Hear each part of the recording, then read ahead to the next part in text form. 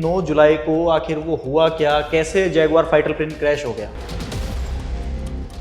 ये जब पहुंचे चूरू के पास, जो कि 200 किलोमीटर दूर है, ये एक रूटीन ट्रेनिंग मिशन पे थे, तो वहां पे जहाज जो है क्षतिग्रस्त हो गया।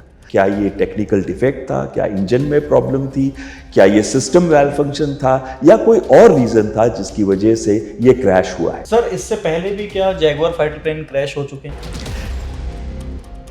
जैगुआर का एक्चुअली एक क्रैश का रिकॉर्ड रहा है। अगर हम 2015 तक देखें, और पायलट्स ने लेट इजेक्ट किया क्योंकि वो चाहते थे कि वो जो पॉपुलेटेड एरिया है उस पे ना गिरे। जैगुआर जो कि 45 साल पुराना प्लेन है, क्या उसकी जरूरत अभी भी भारत को है? और अगर है तो 45 साल पुराना जैगुआर हम आज भी क्यों उड़ा रहे हैं? 9 जुलाई को जैगुआर फाइटर प्लेन क्रैश होने की खबर आई, जिसके बाद ये खबर पूरी दुनिया में सुर्खियां बन गई।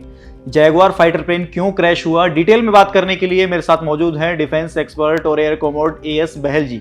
बहल जी, आपका इंडिया टीवी में बहुत बहुत स्वागत है। धन्यवाद धन्यवाद। सर, पहला सवाल ये रहेगा कि 9 जुलाई को आखिर वो हुआ क्या, कैसे जैगुआर फाइटर प्लेन क्रैश हो गया? देखिए, 9 जुलाई को एक ट्रेनर जैगुआर एयरक्राफ्ट जिसमें 2 पायलट बैठते हैं, सूरतगढ़ से टेक ऑफ किया। उसके अंदर स्क्वाड्रन लीडर लोकेंद्र सिंह थे और साथ में फ्लाइट लेफ्टिनेंट ऋषि राज सिंह थे। ये जब पहुंचे चूरू के पास, जो कि 200 किलोमीटर दूर है, ये एक रूटीन ट्रेनिंग मिशन पे थे, तो वहां पे जहाज जो है क्षतिग्रस्त हो गया। जो विटनेसेस हैं, आई विटनेसेस, वो कह रही थी कि एंड में भी पायलट इसको कंट्रोल करने की कोशिश कर रहा था ताकि ये पॉपुलेशन सेंटर के ऊपर ना गिरे, और ये गिरा ओपन फील्ड्स के अंदर। दोनों पायलट की दुखद मौत भी हो गई और साथ में पूरे एरिया को कॉर्डन ऑफ कर दिया गया है। एयरफोर्स ने कहा है कि कोर्ट ऑफ इंक्वायरी का गठन कर दिया गया है और साथ में FDR की तलाश की जा रही है, और इसके बाद कोर्ट ऑफ इंक्वायरी की जाएगी। ये फाइंड आउट किया जाएगा क्या ये टेक्निकल डिफेक्ट था, क्या इंजन में प्रॉब्लम थी, क्या ये सिस्टम वेल फंक्शन था, या कोई और रीजन था जिसकी वजह से ये क्रैश हुआ है। सर, इससे पहले भी क्या जैगुआर फाइटर प्लेन क्रैश हो चुके हैं? जैगुआर का एक्चुअली एक क्रैश का रिकॉर्ड रहा है। अगर हम 2015 तक देखें तो 50 के करीब जैगुआर एयरक्राफ्ट मेजर या माइनर एक्सीडेंट्स में इन्वॉल्व थे, और उसके बाद भी जैगुआर एयरक्राफ्ट के एक्सीडेंट्स हुए हैं। इस साल 3 ऐसे जहाज क्रैश हुए हैं। एक हुआ था अंबाला के पास, जहां पे सिस्टम मैल फंक्शन था जिसकी वजह से पायलट ने इजेक्ट किया। पायलट तो सेफ था पर जहाज क्रैश कर गया। और दूसरा था जामनगर के पास, रात को यह मिशन फ्लाई किया गया, रूटीन ट्रेनिंग मिशन था, लेकिन फिर से टेक्निकल मैल फंक्शन हुआ और पायलट्स ने लेट इजेक्ट किया क्योंकि वो चाहते थे कि वो जो पॉपुलेटेड एरिया है उस पे ना गिरे। इसकी वजह से एक पायलट की डेथ हो गई, लेकिन एक पायलट फिर भी सेफली अपने घर पहुंच सका। और जो अब हुआ है 9 जुलाई को, इसके अंदर दोनों पायलट्स की डेथ हो गई है। सर, ये राजस्थान के चूरू डिस्ट्रिक्ट की घटना बताई जा रही है, तो ये उड़ान सूरतगढ़ से उड़ान की गई थी? ये सूरतगढ़ एयरबेस है हमारा, राजस्थान सेक्टर के अंदर बहुत महत्वपूर्ण एयरबेस है। इसके अंदर जब भी हम एक्सरसाइज करते हैं तो वहां पे दूसरे बेसेस के जहाज भी आते हैं और वो उस पे फ्लाई करते हैं। ये एयरक्राफ्ट सूरतगढ़ बेस से टेक ऑफ किया था, ट्रेनर था, और 200 किलोमीटर दूर जो चूरू है उसके पास ये एक्सरसाइज कर रहा था। सर, अगला सवाल ये रहेगा कि भारत ने जैगुआर विमान क्यों खरीदा, क्या विशेषताएं थी इसकी? देखिए, 1968 में जैगुआर की एक टीम आई थी जिन्होंने प्रेजेंटेशन दिया भारत के अंदर, लेकिन उस समय हम HF-24 मारूत खरीदना चाहते थे जो हिंदुस्तान एरोनॉटिक लिमिटेड बनाता है, और वो जहाज हमने 1971 की लड़ाई में भी इस्तेमाल किया था। लेकिन क्या हुआ, 2 दुखद घटनाएं हुई। पहली कि चीफ टेस्ट पायलट 1970 में जब इस जहाज के ऊपर प्रैक्टिस कर रहा था, टेस्ट कर रहा था इसको, तो वो एक क्रैश के अंदर मारा गया। और दूसरा जो लड़ाई युद्ध हुआ उसमें इस जहाज ने अटैक रोल अच्छी तरह से निभाया, लेकिन साथ में ये देखा गया कि ये जहाज अंडर पावर्ड है, इसका इंजन जो है उतनी पावर नहीं देता, अच्छी एक्सेलरेशन नहीं होती। और दूसरी चीज देखी गई कि HF-24 मारूत के अंदर एवियोनिक्स यानी कि इलेक्ट्रॉनिक सिस्टम्स की कमी थी, आधुनिक इलेक्ट्रॉनिक्स नहीं थे। तब भारतीय वायुसेना ने डिसाइड किया कि हम अलग से जहाज लेंगे और 3 जहाजों को शॉर्टलिस्ट किया गया।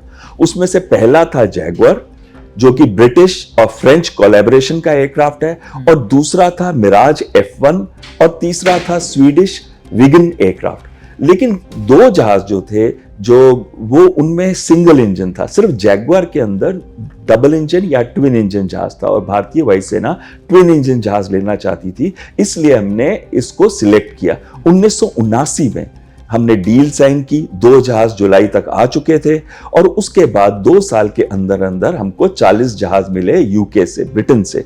और उसके बाद से जो इसका लाइसेंस प्रोडक्शन है वो हिंदुस्तान एरोनॉटिक्स लिमिटेड ने शुरू किया। तो जैगवार विमान की क्षमताएं क्या क्या है? क्या आज के युग में भी जैगवार विमान जो है वो कामयाब है? देखिए, जैगवार विमान एक डीप पेनिट्रेशन स्ट्राइक एयरक्राफ्ट है।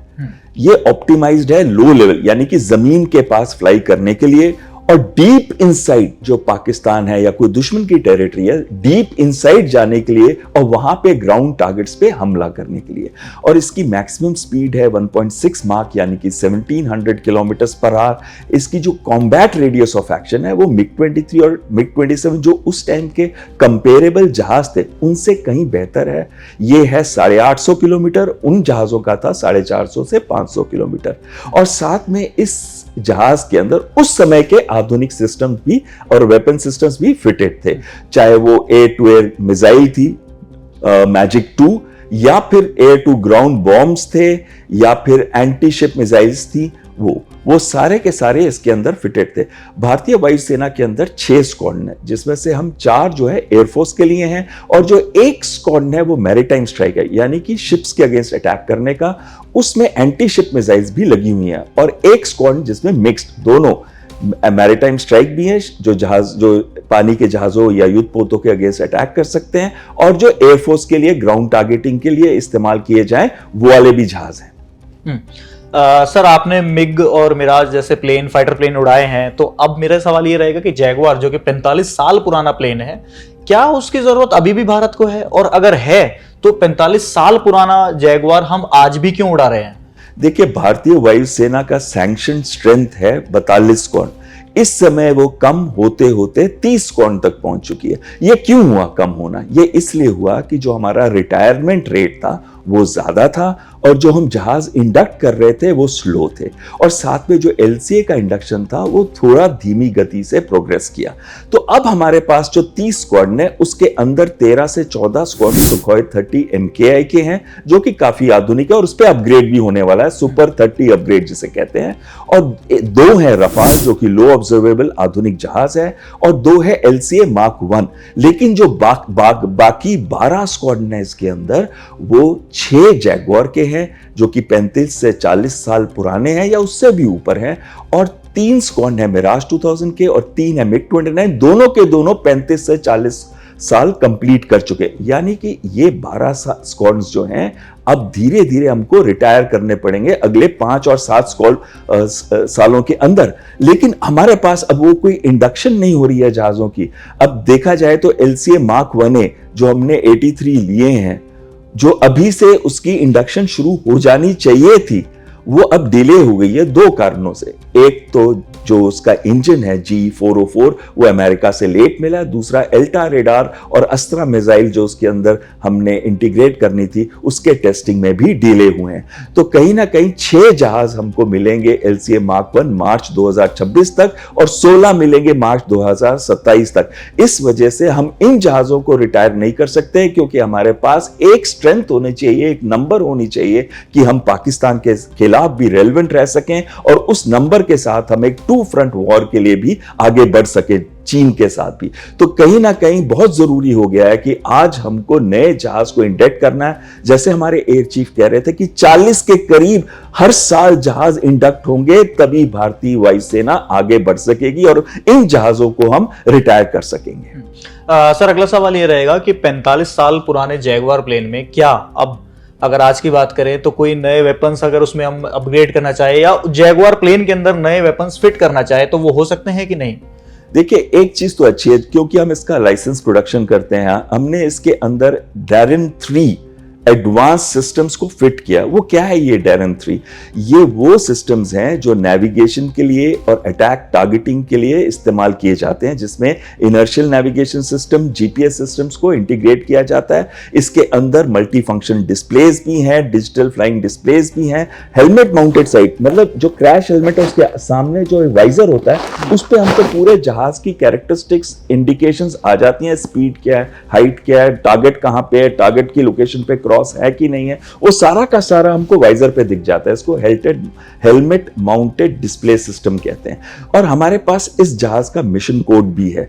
मिशन कंप्यूटर का सोर्स कोड भी है, और अगर सोर्स कोड है तो हम नए वेपन सिस्टम्स को फिट कर सकते हैं। इसी वजह से हमने इसके अंदर जो लेजर गाइडेड बॉम्ब है सुदर्शन, वो इंडिजिनस है, वो फिट किया है, और जो advance short range air to air missiles हैं उनको भी फिट किया है। लेकिन जो दूसरे वेपन सिस्टम्स हैं जैसे कि ब्रह्मस है, या फिर दूसरा वेपन सिस्टम है जैसे कि अस्त्रा है, हम इन सिस्टम्स को इसमें फिट नहीं कर सकते क्योंकि वो बहुत हैवी हैं। ये एयरक्राफ्ट के जो सिस्टम्स हैं, जो जहाज का जो स्ट्रक्चर है, ए फ्रेम है, पुराना हो गया है, 40 साल हो गया है, इसके अंदर प्रॉब्लम्स आ रही हैं और ये फेल भी कर सकता है। और साथ साथ में क्योंकि जो इंजन है वो भी पुराना है, उसमें एडिक्वेट थ्रस्ट नहीं है, तो कहीं ना कहीं हम जो हैवी सिस्टम्स हैं ब्रह्मस जैसे और अस्त्रा जैसे, उनको फिट नहीं कर पाएंगे इस जहाज के।